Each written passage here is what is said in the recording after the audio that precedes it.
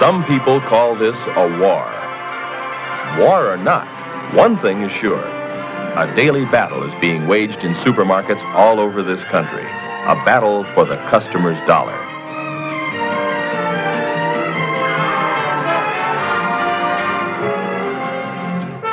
If a store is to make a profit in the face of today's stiff competition, everyone in it must give his full effort.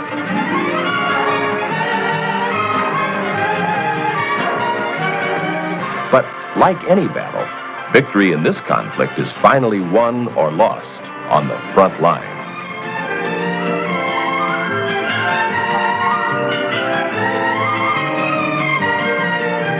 With literally millions of dollars at stake, success is measured in pennies. The checker plays a key role in this daily struggle.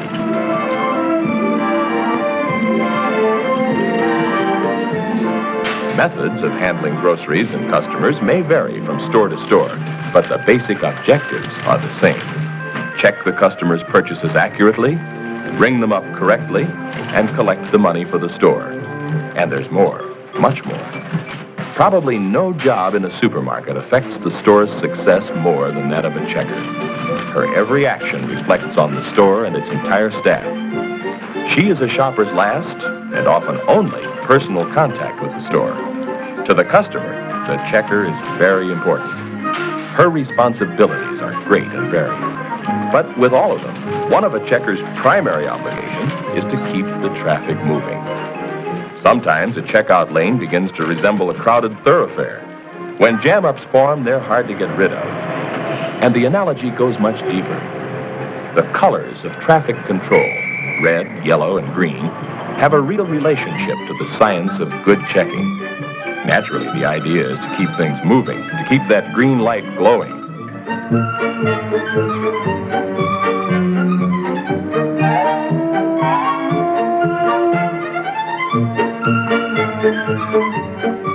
Good checking really boils down to the same essentials, no matter what type of equipment your store uses. To demonstrate these essentials, here are 3 outstanding checkers, all former queens in the Checker of the Year competition. Meet Ruth Bussey of the B&B Supermarkets in Tampa, Florida. A checker for 10 years now, Ruth was chosen International Checker of the Year in 1964. Next to Ruth is Pat Hilton of the Alpha Beta Supermarkets in La Habra, California. Pat has 18 years' experience and was International Checker of the Year in 1962. And this is Rose Scalavino. Rose has 4 years' experience and works for Star Market in Cambridge, Massachusetts. Rose was Checker of the Year in 1963. And here's another checker you should meet. Miss Jones is not a Checker of the Year, but she hopes to be someday. She's an intelligent, hard-working, charming young lady. Still a little new to her job, but learning fast. Like most of us, she could learn a lot just by watching experts perform. The first thing I do when I start the day is get my cash from the head checker. In a busy week, $5,000 or more may pass through my register. Handling it accurately is one of my biggest responsibilities. Once I've got my money counted out and correct, I put my register through a daily inspection. Is there enough tape?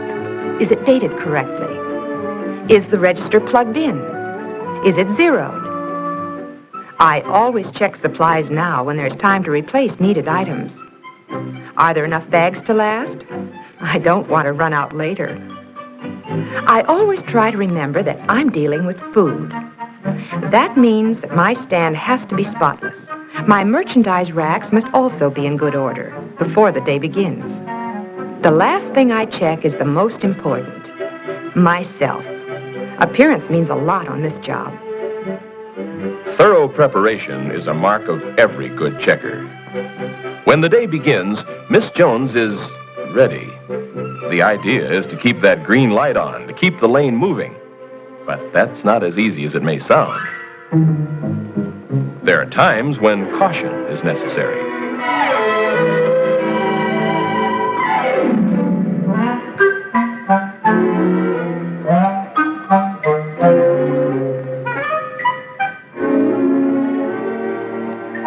sometimes you must stop altogether. The important thing is knowing the difference.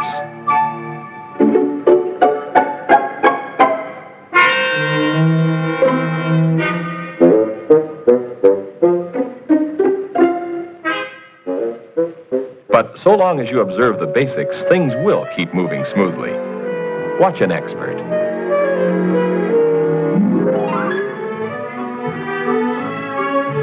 The first order of business is to greet the customer.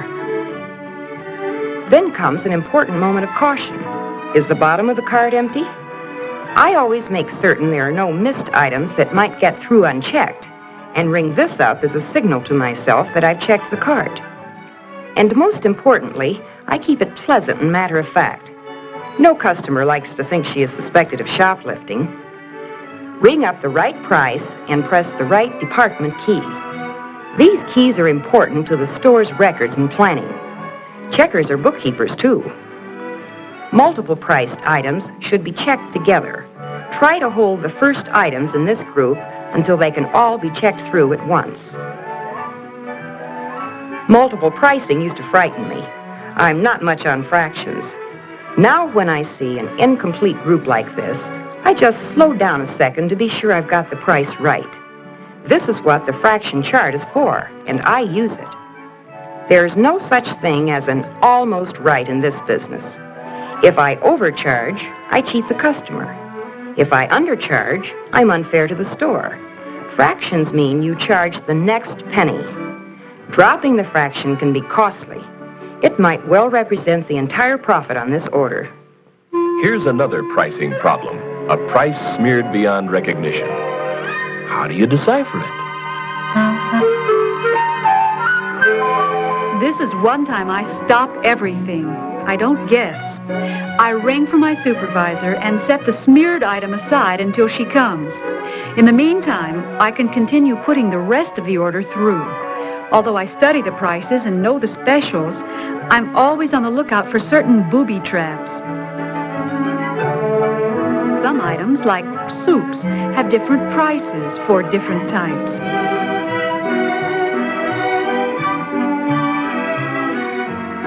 Others have identical package designs, but different prices.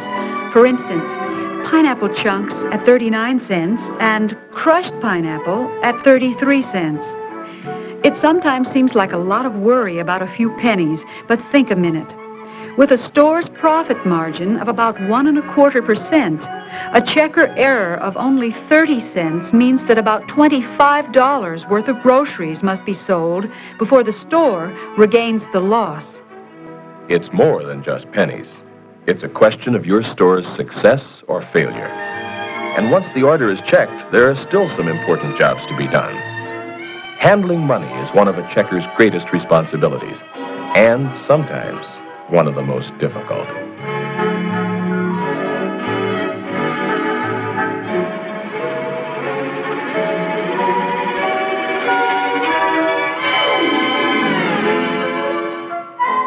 Handling money is largely a matter of knowing the rules and following them to the letter. There are many systems, but generally your stores will be similar to this. Defer coupons until the order is paid for. Know your store's policy on check cashing and follow it closely. As you accept the customer's money, call the out of amount, such as $12.38 out of 20. Put the check or bill onto the slab and count the change to yourself, then to your customer. And never forget, thank you. Lastly, put the money from the slab into the register. And never leave your position with your register open. Coupons are simple if you handle them right. After the customer has paid the regular price for her order, check her coupons against the purchased items. Sometimes people haven't actually bought the goods specified on the coupon. Total the coupons, take the cash, and refund it to the customer, remembering to do so with a smile. This system makes your job easier and lets the customer know her coupons were credited. Trading stamps are simple, too. Be accurate And remember, they are money. Giving a customer more than she is entitled to costs the store.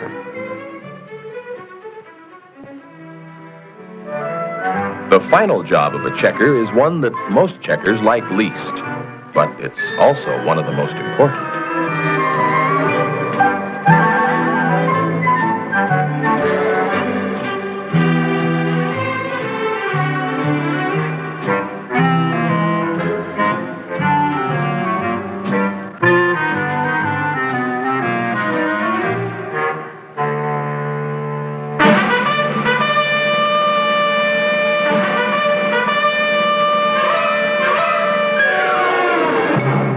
I guess I can't say I've ever enjoyed packing an order, but I know how much depends on it. It's one part of the store the customer takes home with her. Beginning with the right size bag, I pack heavy to light. That's also the way I'd send the order through if a bagger were working with me. After a solid base is made up with cans and other heavy items, I build up the sides with flats, putting glass and other fragile items in the center for protection. Meat, frozen foods, and ice cream should always be wrapped separately.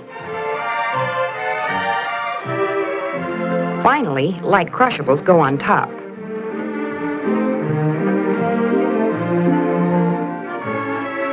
Knowing the fundamentals makes the job easier and helps you to do it better. But there's one area of checking where each girl brings something special to her job, where there are no universal guidelines. Personality is something every good checker develops on her own. She learns to communicate a comfortable pleasantness to her customers, making them feel that the store regards them as something special. A smile is always part of the uniform. The job is easier when you do it right, and people are generally nicer to deal with when you treat them right. Checking is never going to be an easy job. The responsibilities are too great. Just consider how much work a good checker does on a busy day, putting through up to 360 orders, checking some 7,000 separate items. You have to be good and develop good habits, such as maintaining space between unchecked items and those that have been checked. These girls are among the best. It takes skill and practice to get this good, and a lot of effort. But the basics are simple. Slow down when the situation calls for extra care. Stop completely on those few occasions that require it, and keep the flow moving the rest of the time, swiftly, accurately, and pleasantly.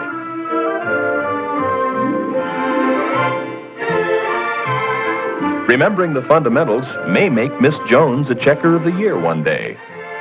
It might do the same for you.